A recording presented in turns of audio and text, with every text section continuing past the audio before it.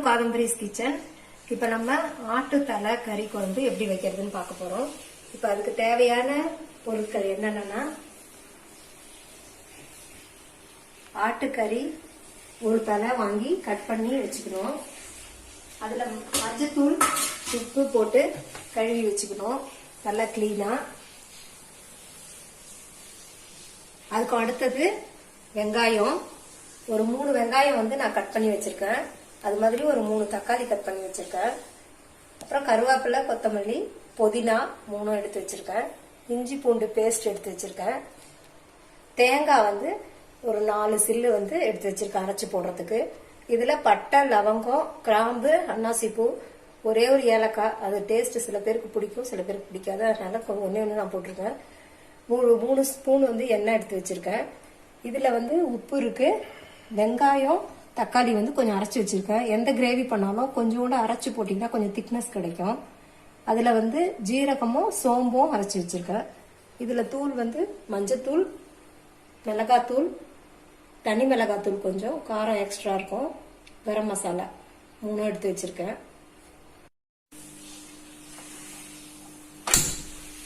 அடுப்பு பற்ற வச்சாச்சு. குக்கர் ஹீட் ஆயிட்டு இருக்கு. குக்கர் காஞ்சிடுச்சு நல்லா. இப்ப நம்ம எண்ணெய் ஊத்துறோம். ஒரு 3 ஸ்பூன் எண்ணெய் எடுத்திருக்கேன்.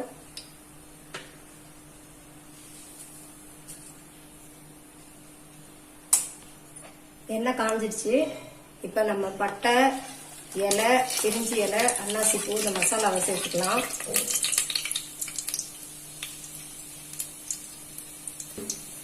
இப்ப அது கூட சின்ன சின்னதா கட் பண்ண பூண்டு சேர்த்துக்கிறேன்.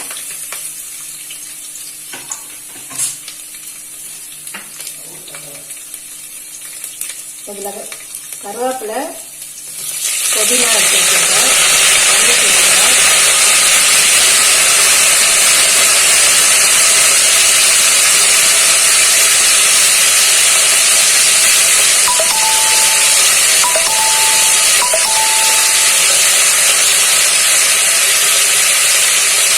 கட் பண்ணி வச்ச வெங்காயத்தை போடணும்.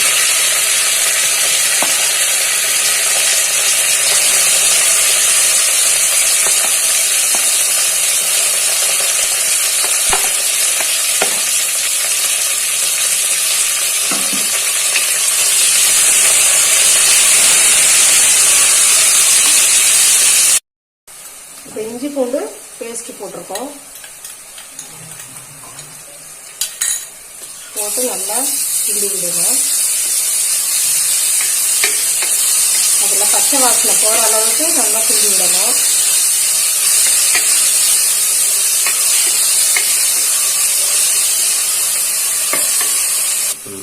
இப்ப கட் பண்ணி வச்ச தக்காளியை சேர்த்துக்கிறோம்.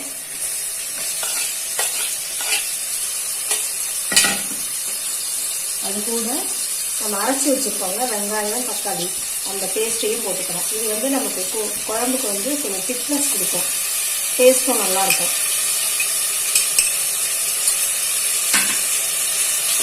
தக்காளி நல்லா வதங்கணும், இல்லைன்னா பச்சை வாசனை ஸ்மெல் வரும். எப்பயுமே எந்த டிஷ் பண்ணாலும் தக்காளி நல்லா வதங்கணும். கொஞ்சம் நல்லெண்ணெய் விட்டுக்கிறேன்.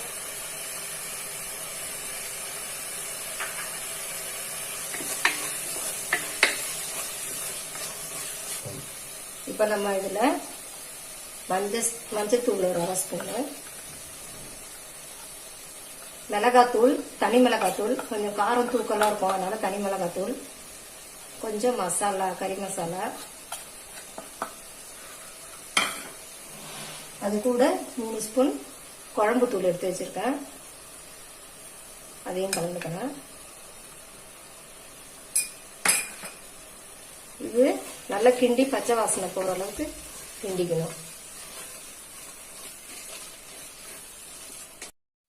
இப்ப நம்ம கழுவி வச்ச தலைக்கறி அதுல சேர்த்துக்கிறோம்.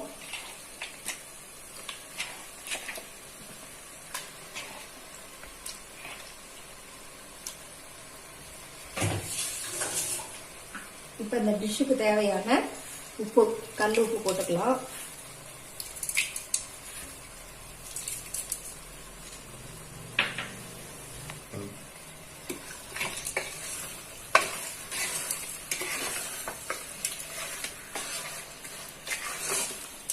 கிளறி விட்டுட்டு நம்ம இப்போ இதை விசில் போட்டு குக்கர் ஏற்று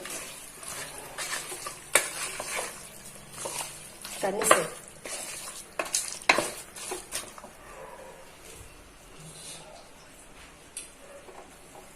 இப்போ இதுக்கு தேவையான தண்ணி சேர்த்துக்கிறோம்.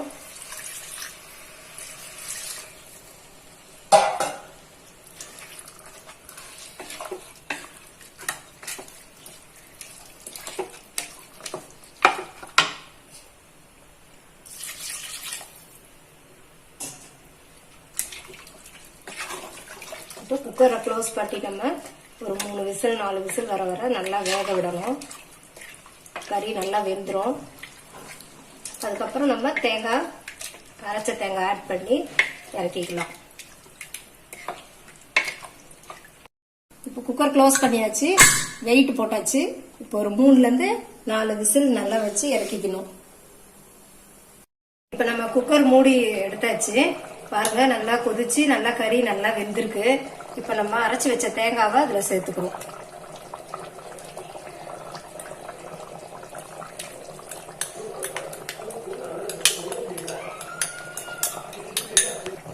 தேங்காய் போட்டாச்சு, நல்லா கிண்டி விட்டுக்கோங்க. இது ஒரு 5 minutes அடுப்புல இருக்கட்டும். இது கூட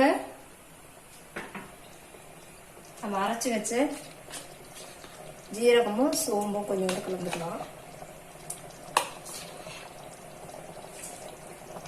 ஒரு 4 பல்லு பூண்டு தட்டி வச்சிருக்கேன். ஒரு 5 நிமிஷம் கொதிச்சு இறக்குற டைம்ல பூண்டு போடும்போது நல்லா வாசனையா இருக்கும். பச்சை வாசனைலாம் வராது, நல்லா வெந்துடும். ஒரு 5 minutes இருக்கட்டும். குழம்பு நல்லா கொதிச்சிருச்சு. தேங்காய் அரைச்சி ஊற்றி நல்லா ஒரு 5 நிமிஷம் ரெடி ஆயிடுச்சு. இப்போ நம்ம கொத்தமல்லியை தூவி அடுப்பு ஆஃப் பண்ணிடலாம்.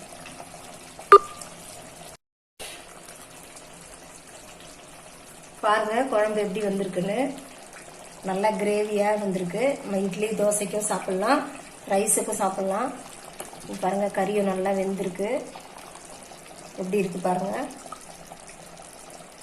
இந்த வீடியோ உங்களுக்கு பிடிச்சிருந்தா லைக் பண்ணுங்க, ஷேர் பண்ணுங்க, சப்ஸ்கிரைப் பண்ணுங்க.